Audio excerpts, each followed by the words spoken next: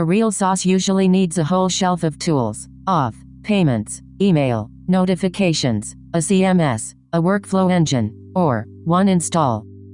One npm install. The whole shelf collapses into a single SDK, with 19 modules already inside.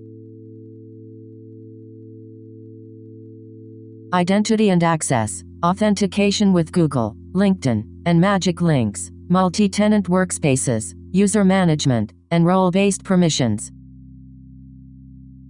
Billing and credits, real usage-based billing with quotas and overages, plus a credit system, all on your own Stripe, with a 0% platform fee.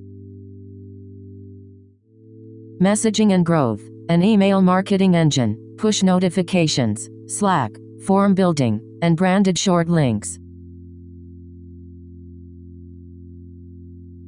Automation and control, a visual workflow builder, feature flags, and webhooks to wire it into everything else you run.